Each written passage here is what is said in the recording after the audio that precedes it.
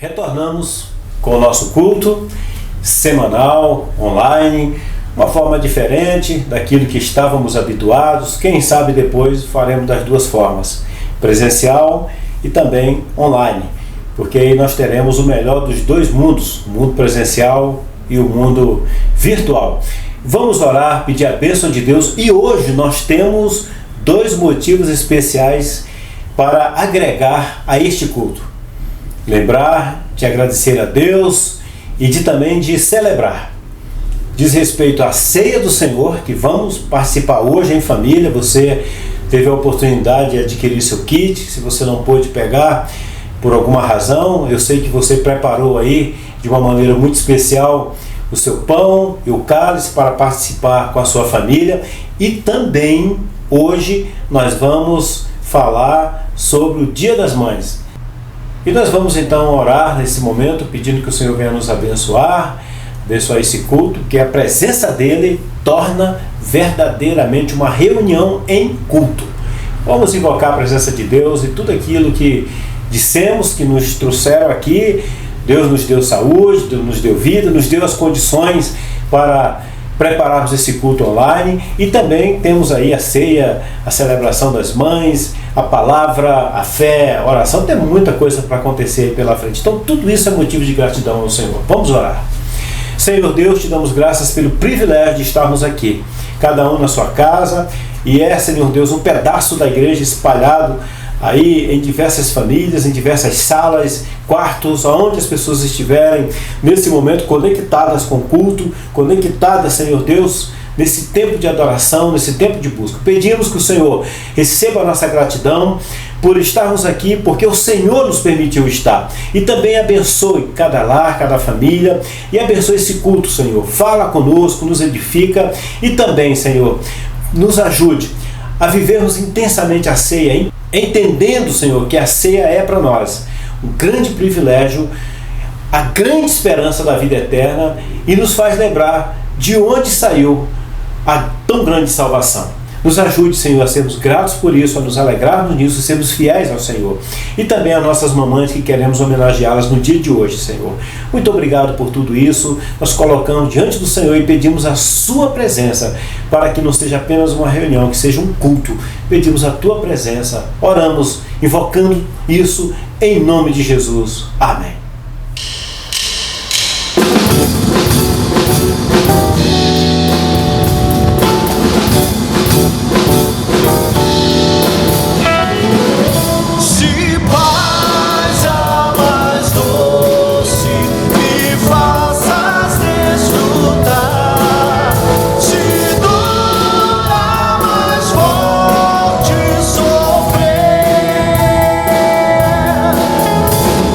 Você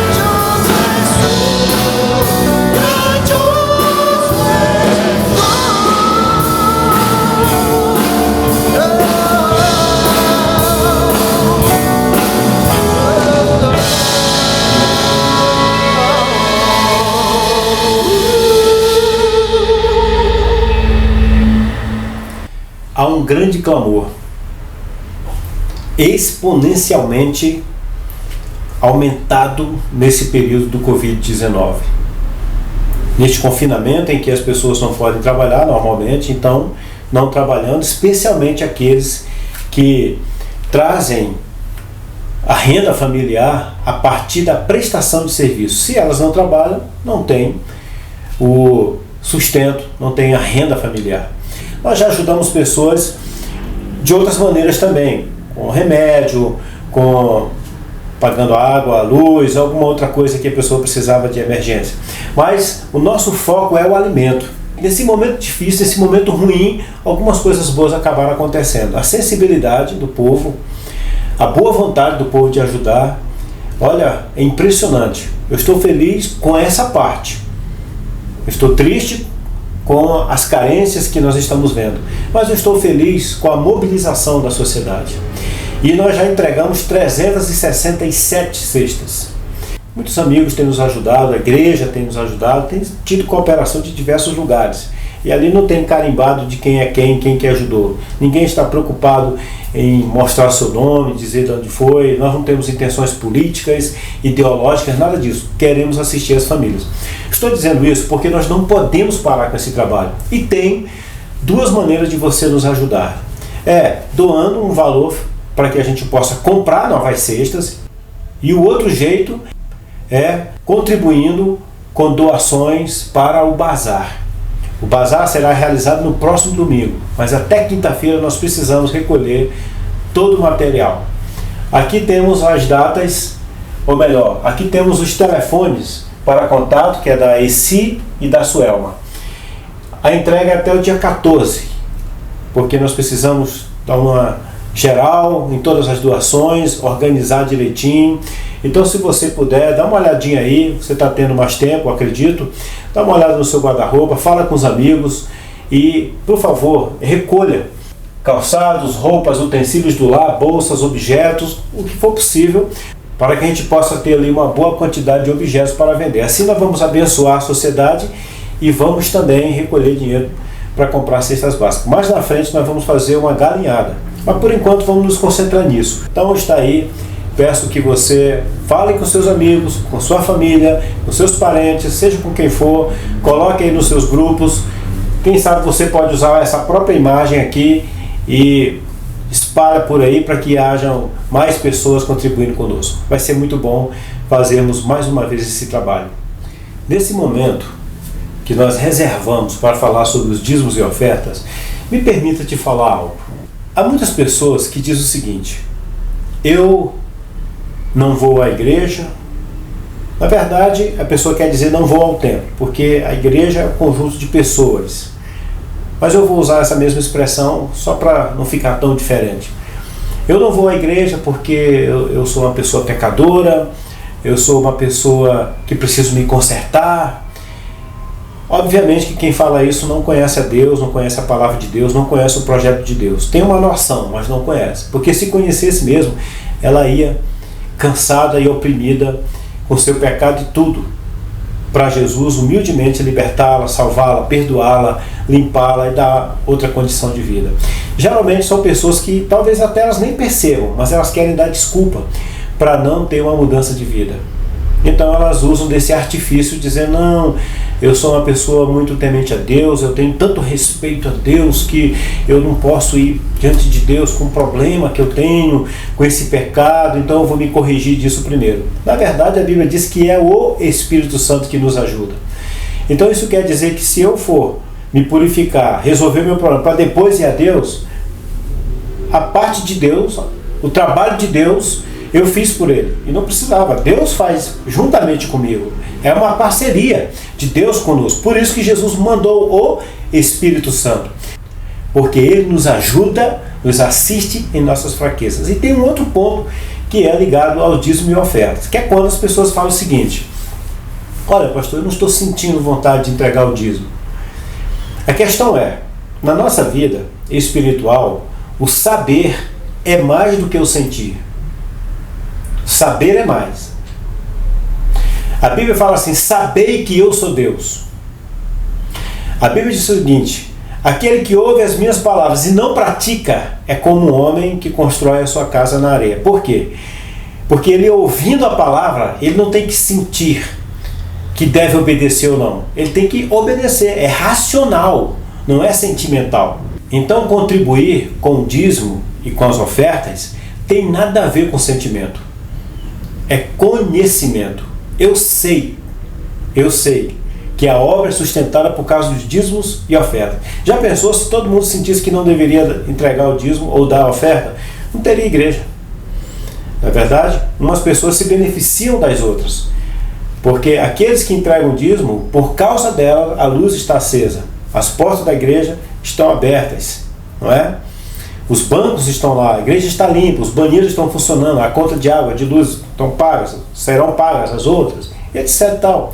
Os compromissos da igreja estão sendo supridos. Algumas pessoas apenas se servem disso, se servem do que outros fizeram, o que ela também deveria fazer, não é? Então é um ledo engano a pessoa dizer que não está sentindo que deve entregar o dízimo, porque na Bíblia fala que nós devemos dar porque nós conhecemos, sabemos que devemos entregar. Se nós tivermos que fazer as coisas porque nós sentimos, o nosso coração é enganoso. E a Bíblia diz que o coração do homem, as decisões do homem, por causa do coração, leva à ruína, leva à morte. Então, se eu vou dar ouvido, ou melhor, dar atenção, me inclinar para um coração que nunca sente vontade das coisas de Deus, porque o coração está sempre pendendo para as coisas carnais. Então, se eu for dar ouvido ao coração, eu não vou ser crente, eu não vou viver as coisas do Senhor. Eu vivo, você vive, nós vivemos as coisas de Deus pelo conhecimento. Por isso que Jesus disse, o meu povo perece por falta de conhecimento. Falta de conhecimento, não é falta de sentimento, é conhecimento. Então, conhecer é uma coisa, sentir é outra. Tá certo? Nós entregamos o dízimo ao Senhor, nossa oferta, porque nós sabemos que isso é importante, que é obediência ao Senhor, que é também gratidão a Deus por tudo aquilo que nós recebemos. Eu sou grato, porque eu sei que foi o Senhor que me permitiu ter. Eu tive condições na vida de ter um emprego, de poder gerar renda, de poder trabalhar. Deus me deu essas condições, enquanto muitas pessoas não têm. Então isso é gratidão. E eu entrego por uma questão de visão. Eu sei da participação da igreja no mundo, da importância da igreja. Então é visão. Eu sei, note, não é eu estou sentindo que a igreja tem visão. Não, eu sei que ela tem. Ou seja, eu sei que ela tem um papel importante a desenvolver. Não é que eu sinto que ela tem, eu sei. Então por isso eu contribuo. Eu gostaria de trazer essa palavra de conscientização, porque é muito importante. Nós temos que saber diferenciar o sentido, saber tomar cuidado.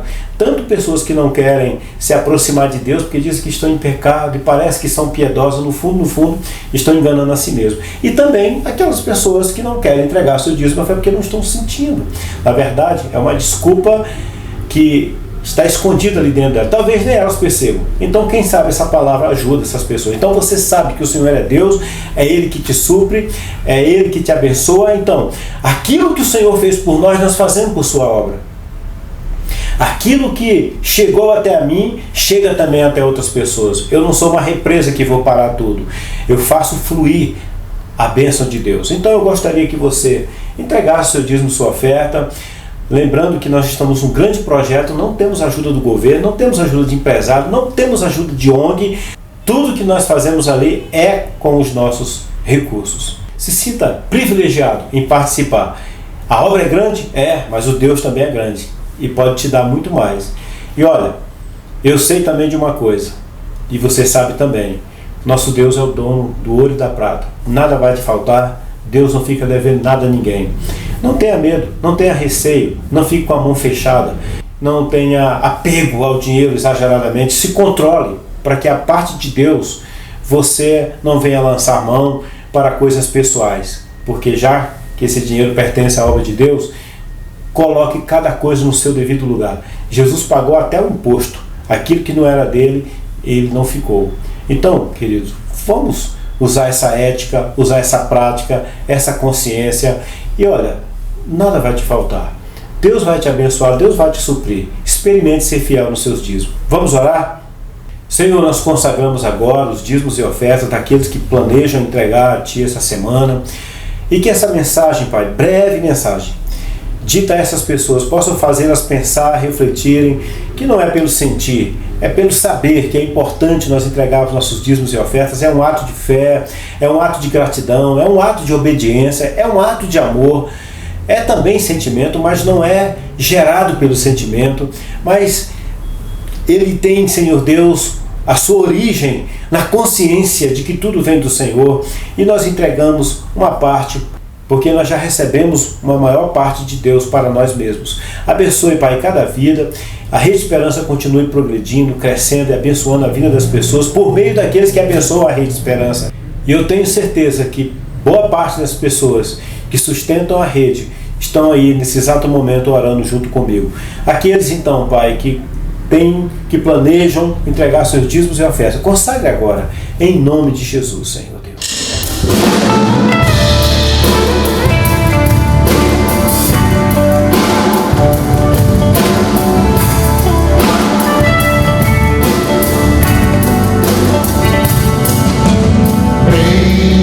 Seja o Cordeiro que na cruz por nós padeceu. Bendito seja o seu sangue e por nós ele verteu. Eis nesse sangue lavado, com roupas que tão alvas são, os pecadores remidos e perante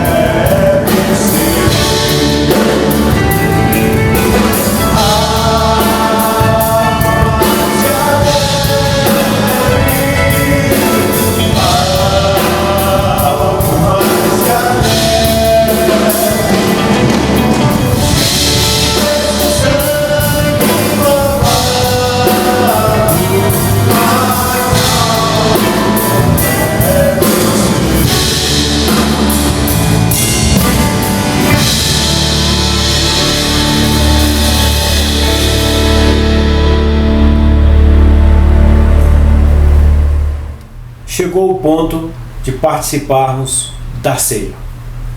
Eu sei que, por mais que nos esforcemos, nós não conseguimos entender a grandeza que é a ceia. Nós temos uma boa noção que já é o suficiente para entendermos que Jesus morreu por nós, para dar a sua vida por nós, para nos abrir o caminho de uma tão grande salvação, da salvação eterna.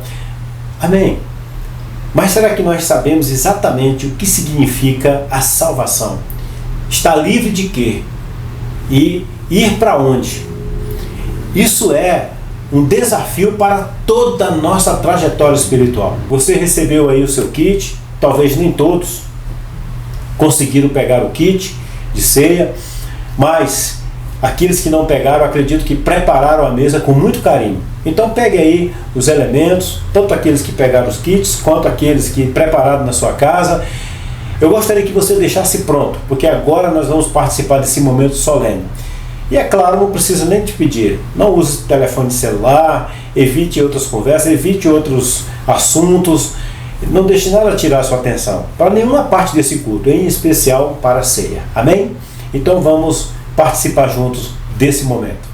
Nessa noite especial de Santa Ceia, onde o Senhor está conosco à mesa, é honra, privilégio nosso estarmos juntos nessa noite, aqui na casa de Deus, e aí com você na sua casa, nesse momento especial, onde você já preparou aí a sua mesa, onde com certeza Jesus está agora, nesse momento conosco. Aqui em Isaías 53, verso 3, diz que o Senhor era desprezado e o mais rejeitado entre os homens, homem de dores e que sabe o que é padecer, e como um de quem se padece, os homens têm desprezado, esconde o rosto, era desprezado e dele não fizeram caso. Certamente ele tomou sobre si as nossas enfermidades e as nossas dores. E nós o reputávamos por aflito, ferido de Deus e oprimido. Mas ele foi traspassado pelas nossas transgressões e moído pelas nossas iniquidades. O castigo que nos traz a paz estava sobre ele, e pelas suas pisaduras fomos sarados. Vamos consagrar os elementos da ceia. Você pega aí na sua casa também. Pai, nós rendemos a Ti a alegria do Teu amor por nós, consagramos a Ti esses elementos. O suco, quando representa, o vinho representa, ó Deus, o Teu sangue derramado por amor a nós naquela cruz. Nós consagramos o pão, que simboliza o Teu corpo, Senhor. E é com muito amor, com muita reverência, com muita honra que nós consagramos esses elementos da ceia ao Senhor nessa noite, em nome de Jesus. Você tem aí na sua casa o kit, né? Novidade, você tira o lacre. Nós temos aqui o nosso pão e nós temos o nosso suco simbolizando o vinho. Nesse momento, você aí na sua casa também vai participar. Tendo dado graças, o Senhor partiu o pão e disse aos discípulos: esse é o meu corpo que é dado por vós. Fazei isso todas as vezes em memória de mim. Você tem agora aí na sua casa o pão e o vinho, né? O cálice, o novo kit aí. E Jesus disse lá naquele momento, na ceia com os discípulos, que todas as vezes que a gente pegasse o pão, a gente ia se lembrar, fazer isso em memória dele, é o corpo dele, lembrar em memória dele, simbolizando o corpo. E o cálice da nova aliança, simbolizando o sangue dele. Todas as vezes que nós tomarmos o pão e tomarmos o cálice, estaríamos lembrando dele até que ele venha. Então, nesse momento de Santa Ceia, você aí na sua casa e nós aqui, em nome de Jesus, coma do pão e beba do vinho.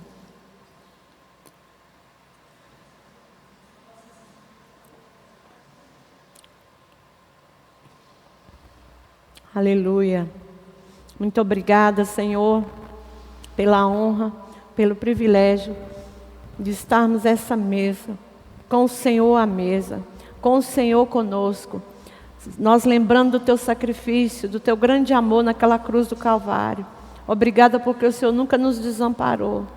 Muitos de nós, às vezes, viram as costas para o Senhor, mas nós estamos nesse momento lembrando do teu grande amor por nós.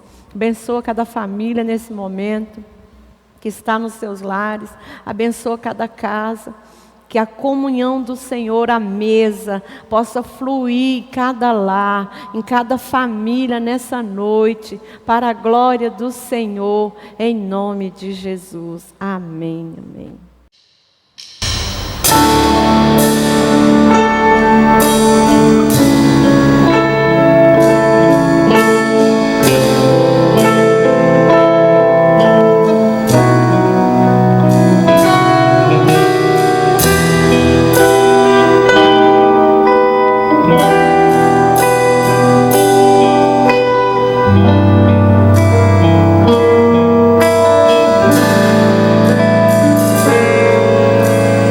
Como agradecer por tudo que fizeste a mim.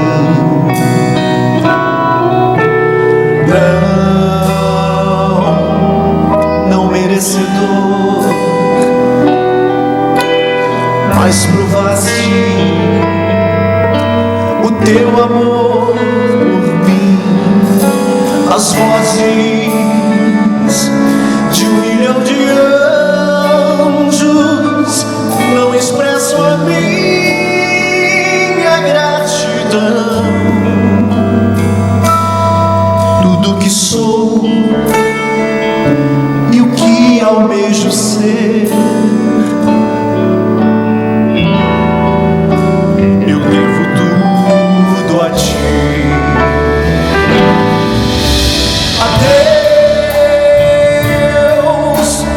Seja a glória a Deus, seja a glória a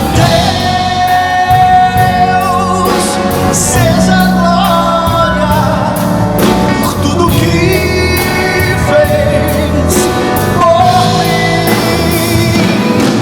Com o seu sangue, com o seu sangue lavou. Seu poder levantou-me a Deus, seja a glória para sempre. Amém. Eu quero viver para ti.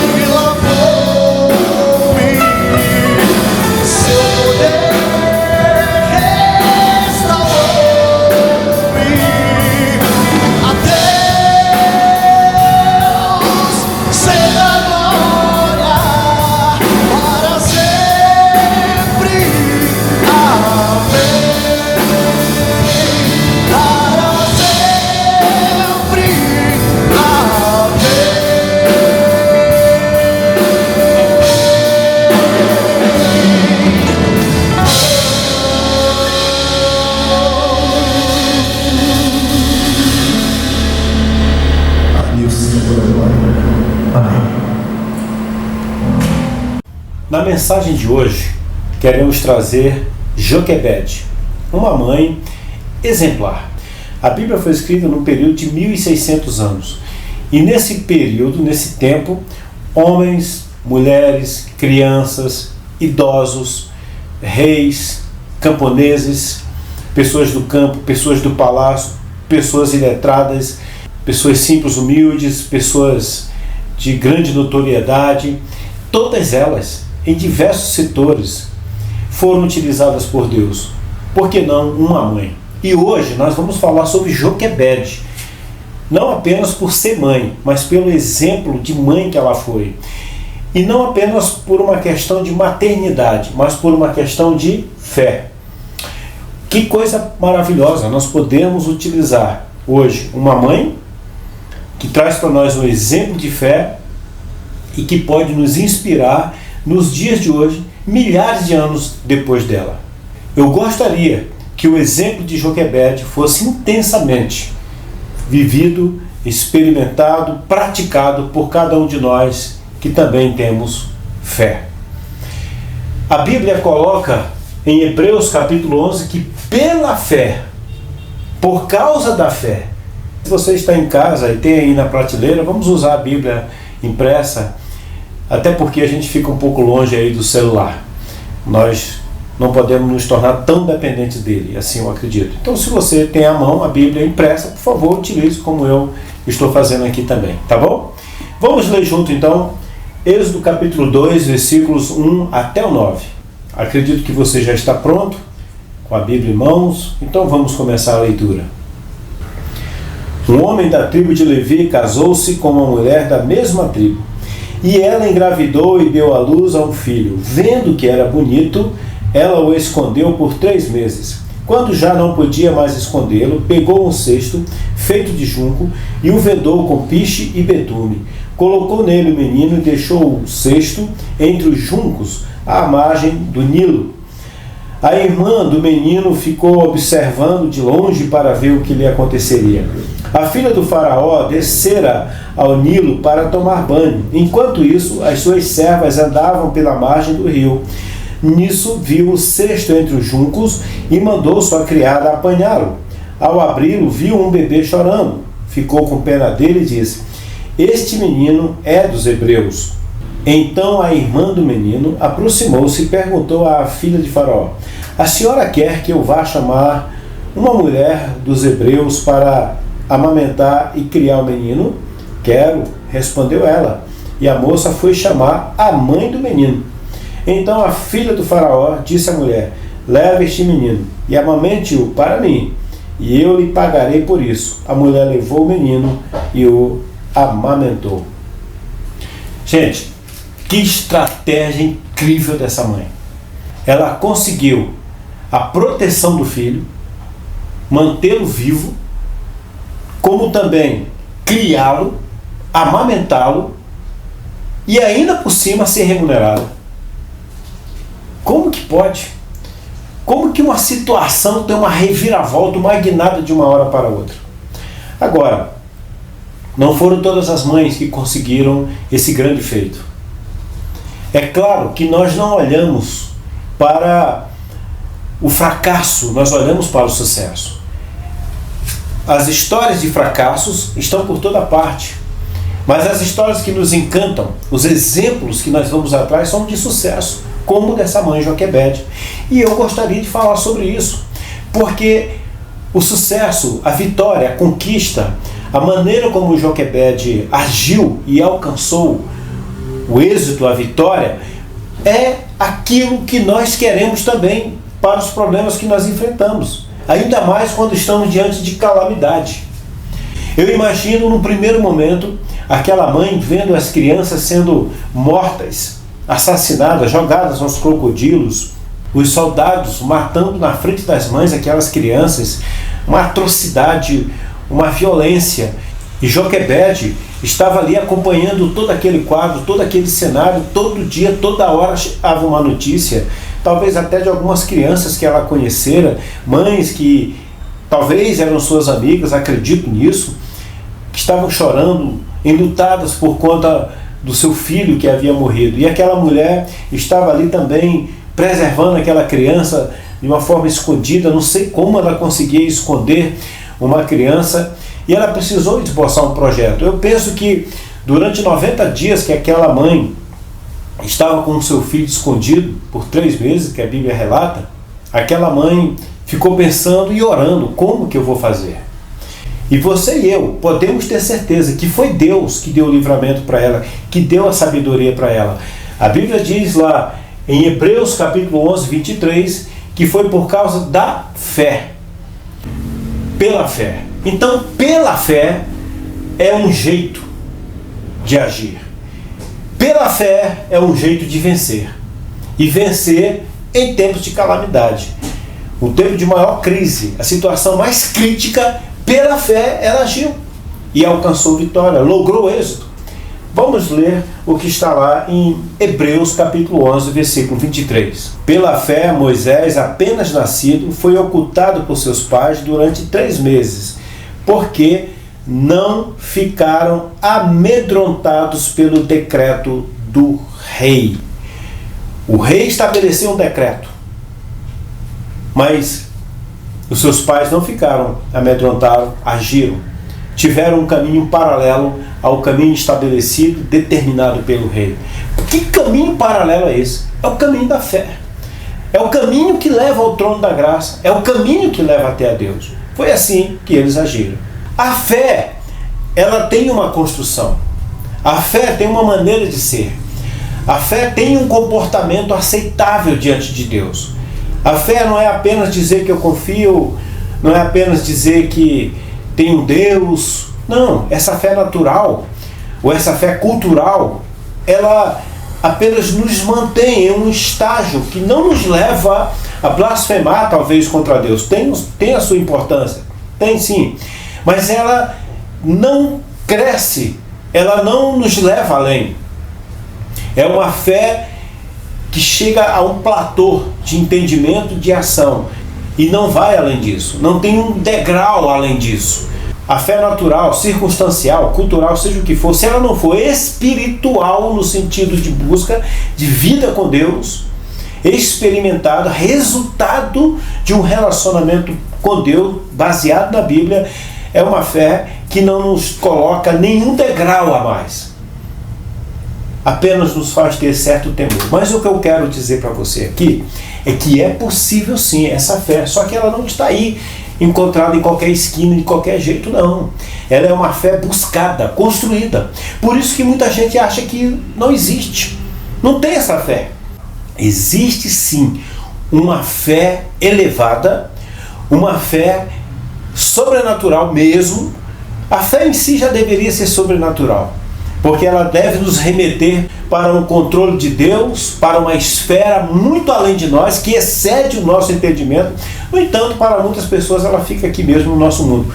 Mas a fé de Joquebede foi uma fé excepcional, uma fé que perpassa, que fura, que traspassa toda essa fé que nós vivemos apenas na nossa cultura. E é sobre essa fé que eu quero falar para você, porque ela é real. É possível. Em Hebreus 11, 23 diz que foi pela fé. Então, pela fé é um caminho, é uma via, é o jeito de vencer em tempos de calamidade. E eu gostaria que você percebesse como é que a fé age, como é que a fé vai nos levando a um processo de vitória. Como que a fé faz isso? Em primeiro lugar, a fé nos leva à vitória porque coloca a tensão sob controle. A ansiedade não consegue nos controlar.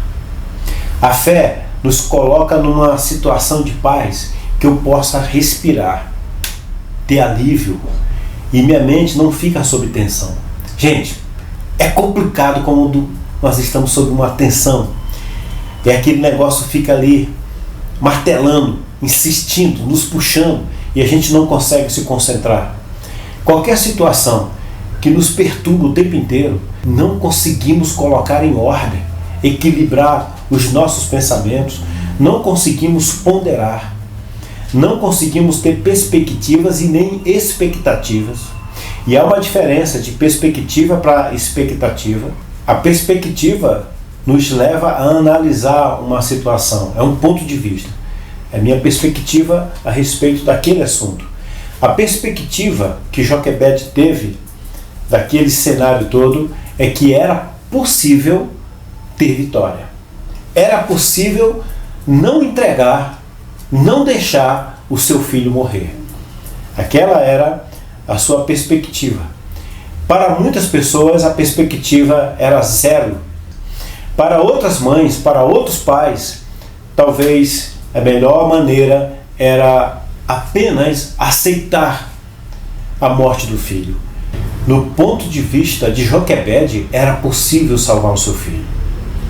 Mas isso ela não fez porque ela era inteligente, era uma mulher notória, uma mulher com autoridade, ou uma mulher que podia, com a sua habilidade, fazer com que as circunstâncias fossem favoráveis a ela. Nada disso.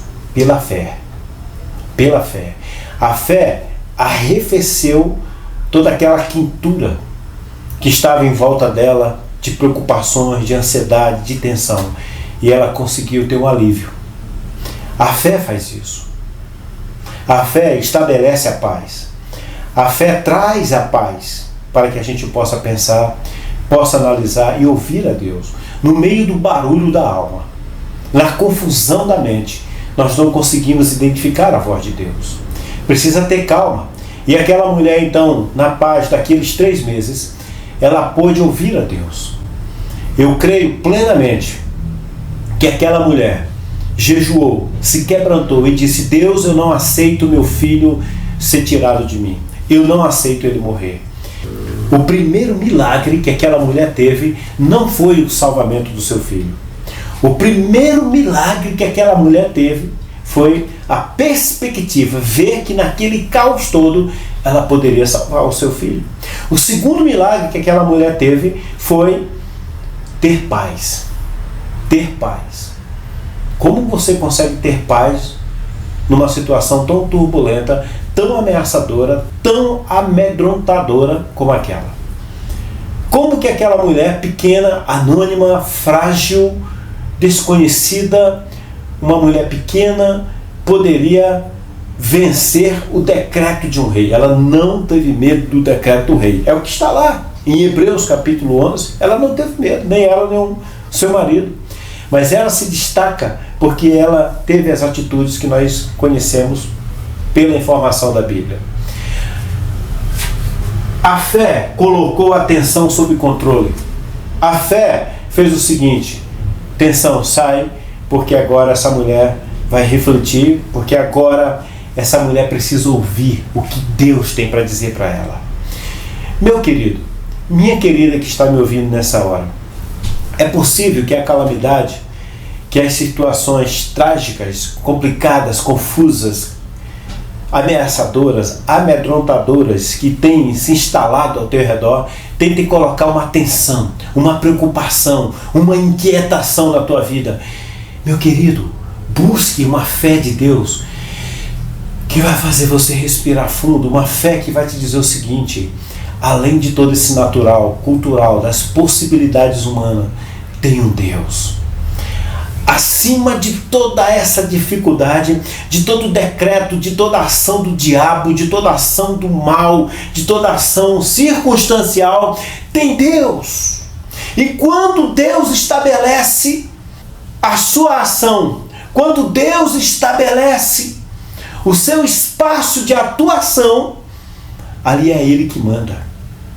Se é Deus mesmo que você serve, se é Deus mesmo que você tem buscado, se é Deus o Criador dos céus e da terra, aquele que está no trono altíssimo, que é o Deus acima de todos os deuses, que é o Rei acima de todos os reis, Ele vai colocar paz no teu coração, Ele vai colocar a atenção sob controle. A fé que você tem nele vai dizer o seguinte para você: calma, Deus está agindo a teu favor.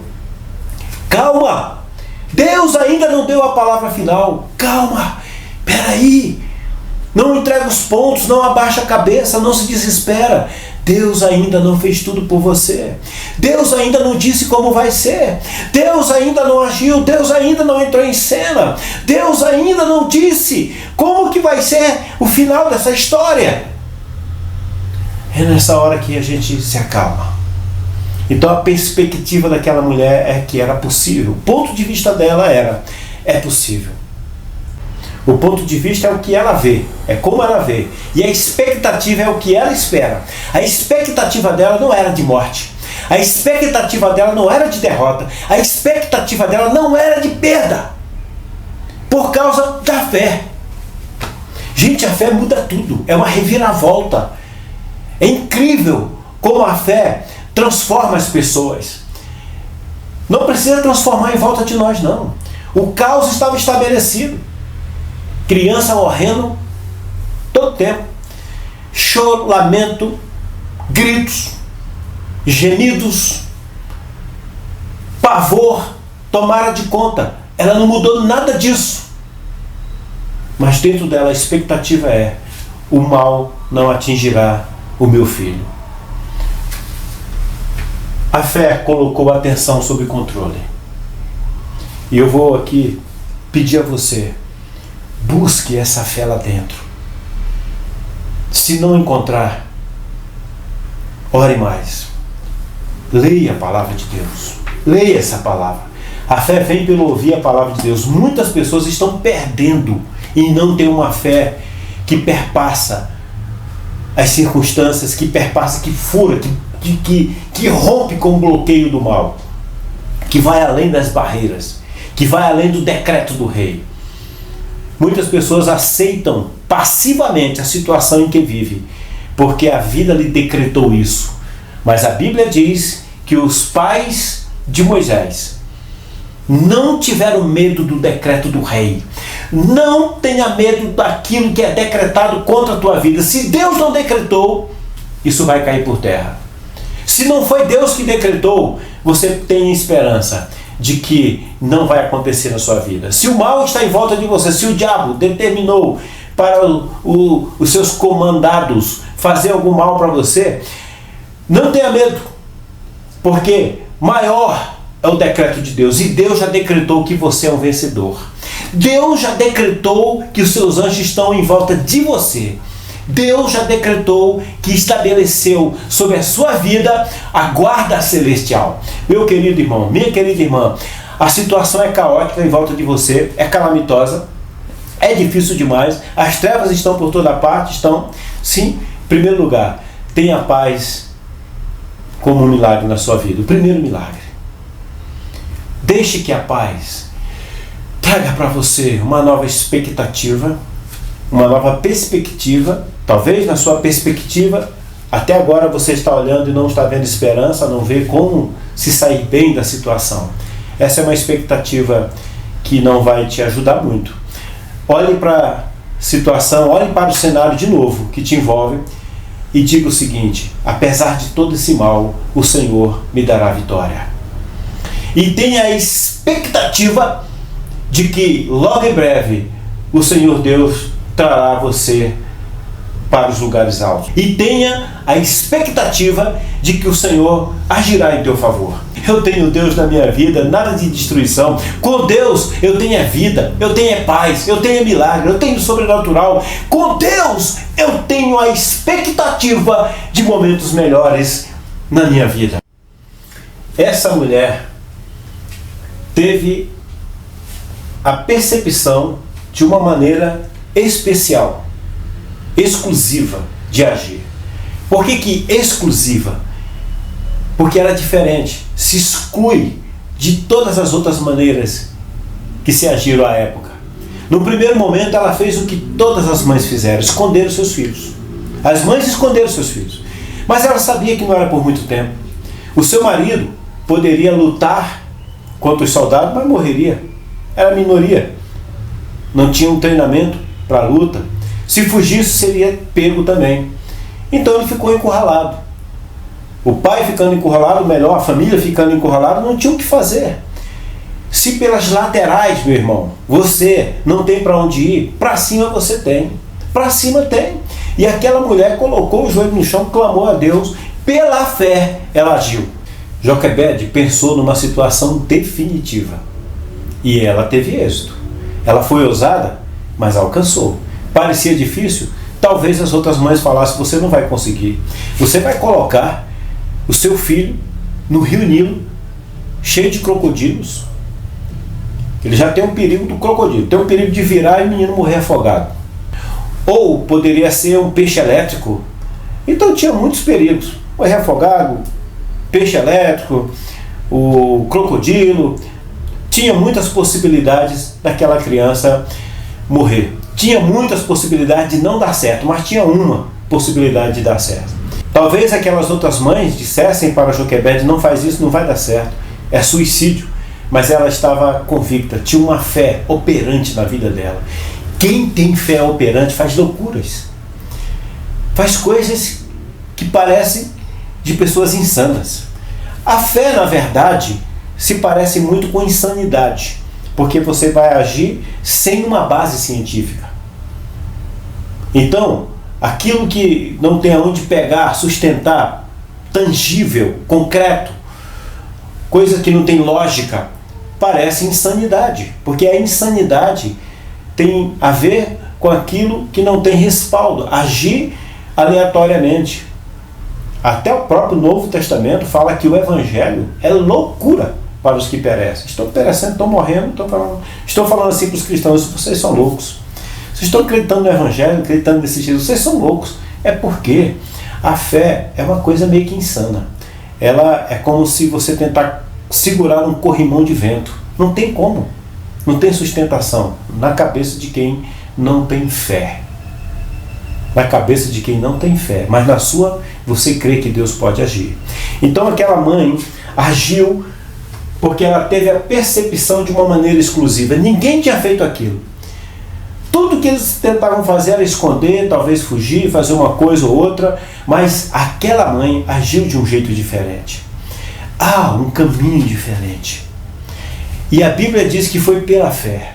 O grande mérito aqui não é o jeito como salvou a criança, é a fé. O mérito está na fé. Porque Deus poderia usar qualquer uma outra estratégia, mas usou aquela estratégia.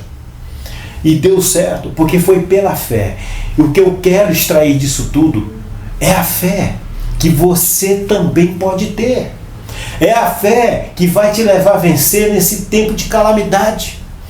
Para você, mãe, que está orando pelo seu filho, a sua oração, você está colocando diante de Deus, exercendo a sua fé, Deus vai salvá-lo como salvou o filho de Joquebede. Que, aliás, Joquebede significa o Senhor é glória. Ela glorificou o nome do Senhor. Deus vai ser glorificado na sua fé. Deus quer ser glorificado na sua fé. Deus não quer que as pessoas olhem para você e digam o seguinte: eu não vou acreditar no Deus daquela pessoa, eu não vou acreditar no Deus daquela mulher não, porque ela faz o que eu faço.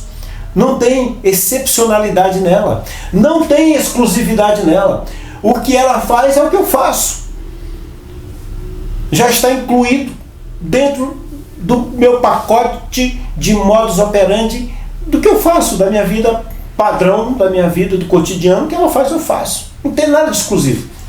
Mas aquela mulher agiu de uma forma exclusiva, diferente de tudo, especial. Você começa a sacudir essa poeira aí. Você começa a pensar. Começa a ter um novo jeito de pensar na vida. Nesse cenário todo, tenha a perspectiva, o ponto de vista diferente.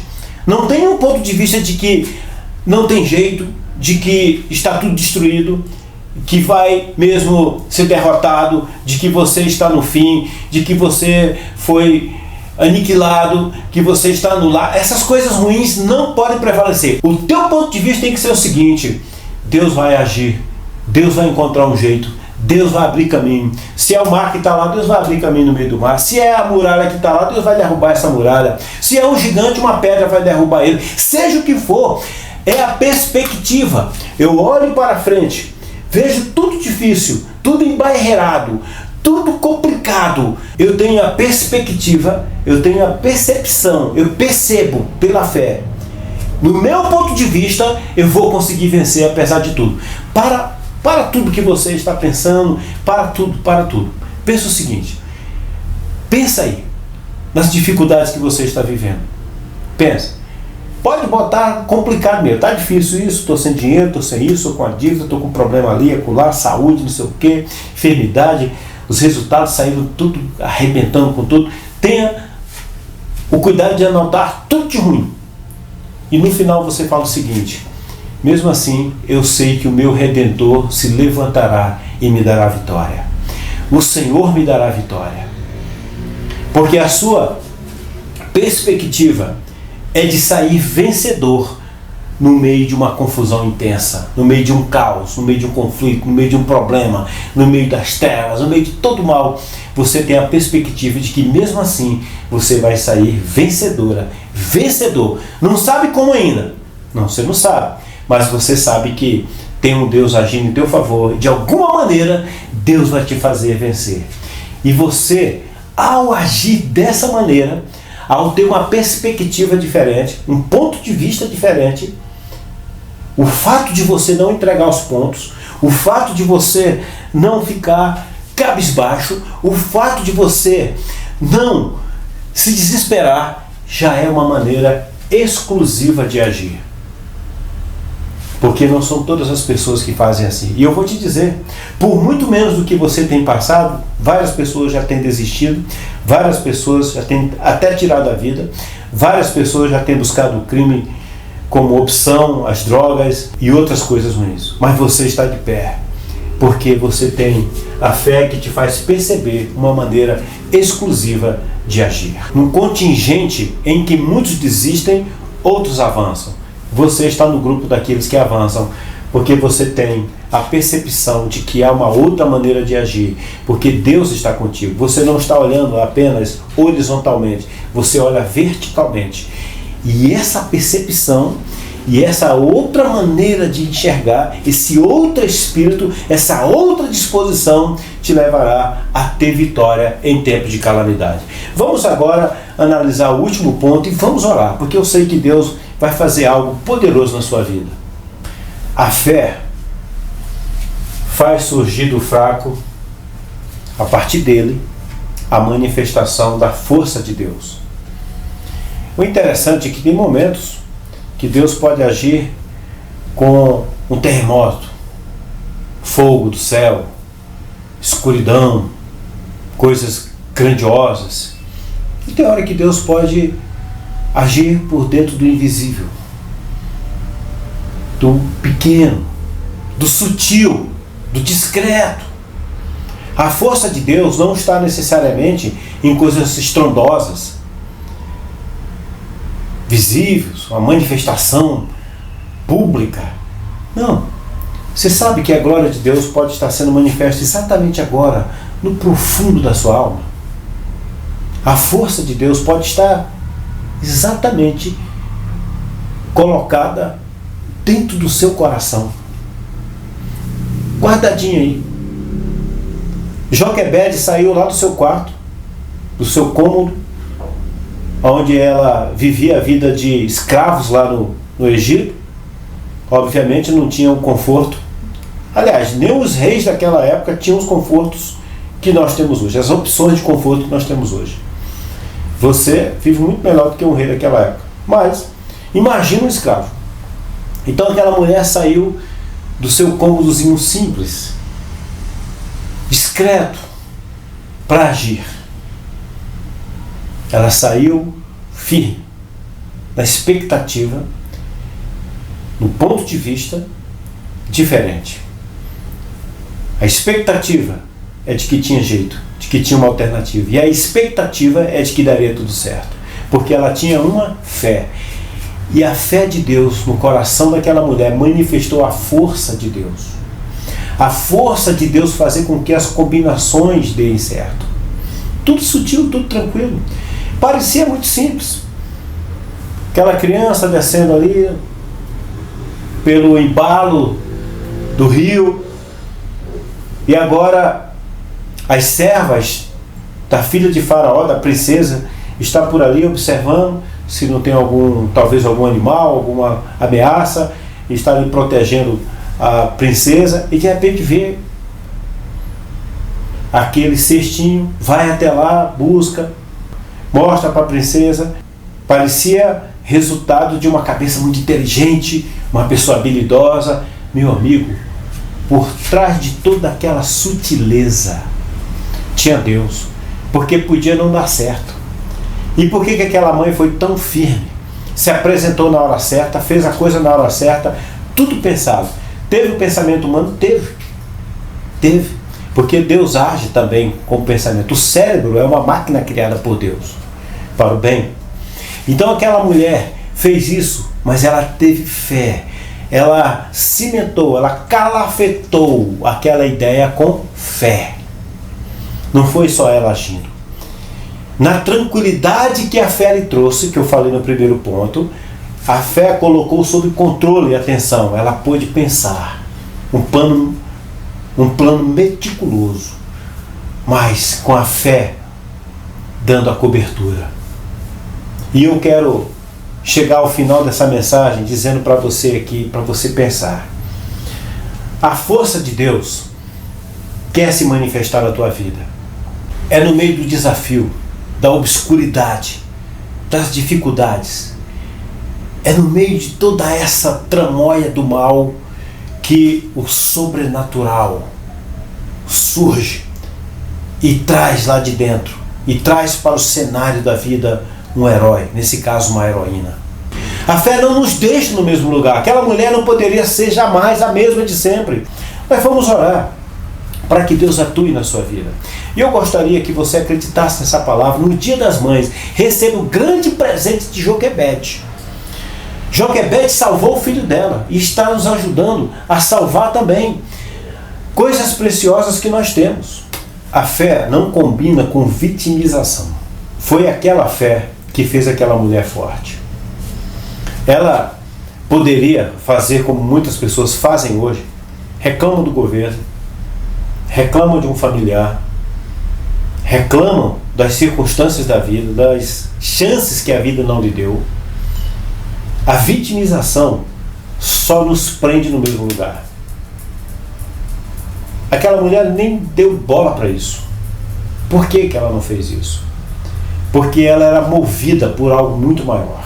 Moisés aqui representa aquilo que é de valor, que é afetuoso, que é mais querido, que é caro para nós. E que ela quis salvar. Tem coisas que você quer salvar. Talvez não é um filho que esteja em perigo, mas é a sua saúde, é a sua paz, é o seu futuro, é o seu relacionamento, é alguma outra coisa que você tem de especial, que está indo embora, você está vendo ameaçado. Joquebede salvou o filho dela, o que ela tinha adquirido, a preciosidade dela. Você quer salvar outra coisa? É possível, então vamos orar. É na hora difícil que surgem os heróis. Você se sente fraco, pequeno, você se sente uma pessoa incapaz. Ótimo, isso não é o problema, porque Joquebede também estava nessas condições. Mas a questão é, você tem uma fé operante? A Bíblia não diz que pela força, pela grandeza, pelas habilidades de Joquebede, ela teve vitória no filho dela. Não, está falando pela fé. É pela fé. É pela fé o jeito de vencer a calamidade. Esse é o título da mensagem. Repita comigo. É pela fé o jeito de vencer a calamidade. É só esse jeito. Vamos orar, pedir que o Senhor sustente a tua vida. E aqui, ó Deus, nós estamos diante dessa situação que Joquebede passou e pôde ter vitória. Num primeiro momento, aquilo veio na vida dela como um grande problema, uma ameaça, uma coisa destruidora, avassaladora, mas a situação mudou. E assim também vai mudar na vida do meu irmão, da minha irmã que me ouve nessa hora. Que em algum momento teve uma notícia, ou se deparou com uma situação tão complicada, difícil, que isso levou essa pessoa a achar que seria destruída.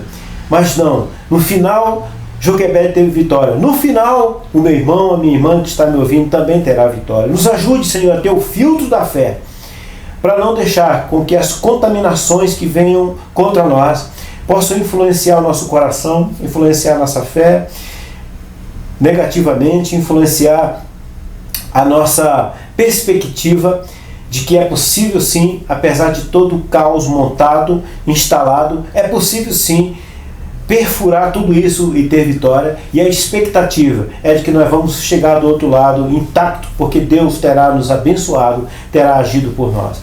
Abençoe a vida de cada um, Senhor. Eu peço aqui agora, nesse momento final, que o Senhor venha nos ajudar a perceber que há situações que são maiores do que nós, e é verdade, mas a fé nos faz acreditar que terminará bem, embora não conheçamos o caminho até a vitória.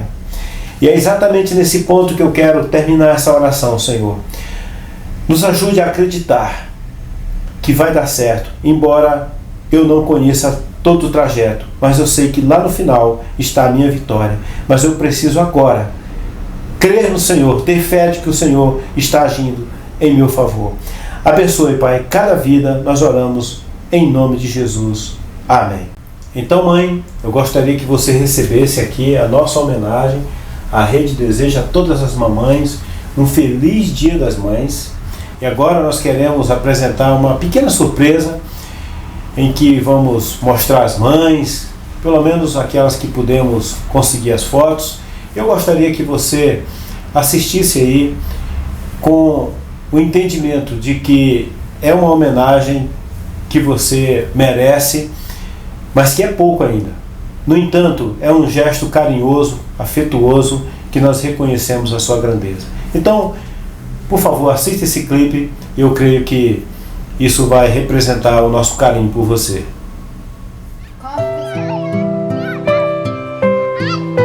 Eu ainda quase nem existia, mas já sabia o que era ser amado. Me sentia protegido, tocado, abraçado. E a cada dia, todos esses sentimentos pareciam aumentar ainda mais. Com o tempo eu fui crescendo, até chegar o dia de conhecer quem cuidava de mim com tanto carinho. Mamãe, a primeira palavra que eu aprendi a falar. E sem dúvida, a mais bonita de todas. Nunca vou esquecer aquele seu sorriso quando eu cheguei ao mundo. Você era tão jovem e tão bela que logo me encantei. Ali eu já sabia, eu tenho a melhor mãe do mundo. Hoje, eu quero sentir de novo aquela proteção, aquele colo e aquele carinho que só você é capaz de demonstrar. Eu sei, em todos esses anos, fui responsável por mudar sua rotina, seu humor, criei algumas preocupações e talvez até algumas rugas. Mas nada que tenha tirado a sua beleza. Aliás, ela parece ser infinita. Cheguei assim meio de repente, do nada, sem pedir licença. E por isso, peço que me desculpe. Mas você era guerreira, lutou para me dar sempre o melhor, arregaçou as mangas para não deixar faltar nada. Era incansável, corajosa, forte. E acima de tudo, mãe. Quantas vezes eu já desapontei você? Quantas vezes fiz manha, birra? Ou tentei vencer pelo choro? Me lembro de uma época onde nada era o suficiente para me agradar. Queria sempre mais. Coisa de aborrecente. Mas você nunca desistiu de mim. Pelo contrário, sempre estava lá, me dando conselhos, orientando e às vezes até brigando, claro, tudo pelo meu bem.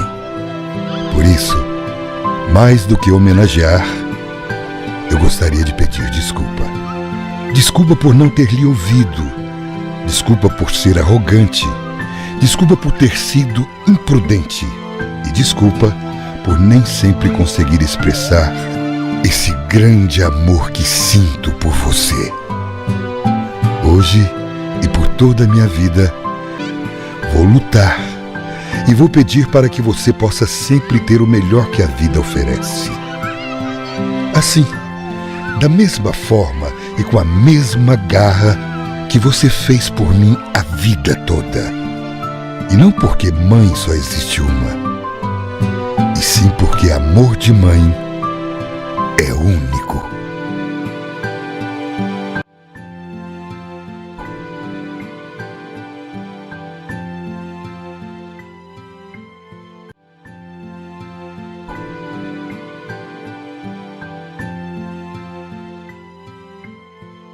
Vamos orar pelas mães. Agora é uma oração exclusivamente por elas. E olha, a nossa fé pode se juntar e se fortalecer e as mães serão mesmo abençoadas. Eu não vou orar apenas por uma formalidade, apenas por uma questão de ritual. Não, eu vou orar porque eu creio que Deus vai agir. Tá certo? Façamos isso agora. Senhor, nós colocamos diante de Ti a vida das mães, damos graças por elas, pela importância delas no mundo, por tudo, Senhor Deus, que elas agregam, que elas trazem para a vida de um ser humano, desde quando estão no ventre, até os primeiros dias de vida, e até quando cresce, e depois de crescido, são pessoas, Senhor Deus, eternamente gratas àquilo que suas mães fizeram. Eu sei, Pai amado, que muito do que nós somos hoje devemos às nossas mães, pelos ensinamentos, pelo esforço que ela fez para nos criar bem, muitas vezes deixando de fazer para elas mesmas, para poder suprir os filhos. São mães heroínas, são mães como Joquebede, que perpassaram, romperam as dificuldades, foram ousadas e buscaram colocar os filhos nos melhores lugares, nas melhores posições, dar a eles as melhores condições. E estamos aqui, Senhor, agradecidos por cada mãe. Pedimos agora por elas, que o Senhor as fortaleça, dê força para elas, dê vitória, e que elas fiquem bem, Senhor, não apenas vejam seus filhos bem, mas que elas também fiquem bem e possam ser supridas, possam se realizar em seus sonhos, naquilo que elas têm buscado.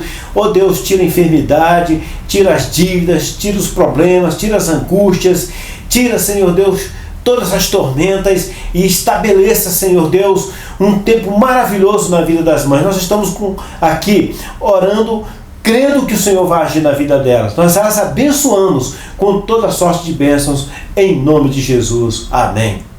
Deus, te damos graça por tudo aquilo que participamos desse culto, pelas mães, pela ceia, pelos projetos sociais, pela entrega dos dízimos e pela palavra que nós ouvimos. Abençoe, Senhor Deus, a semana de cada um. Surpreende a cada um, Senhor, essa semana. Que eles sintam, Senhor Deus, realmente a Tua presença, a Tua força, o Senhor abrir o caminho. Eu abençoo a vida, o lar de cada um, em nome de Jesus. E que a graça maravilhosa do nosso Senhor Jesus Cristo, o amor de Deus, a comunhão, a consolação do Espírito Santo permaneça em nossas vidas e todos digam amém. Até o próximo encontro.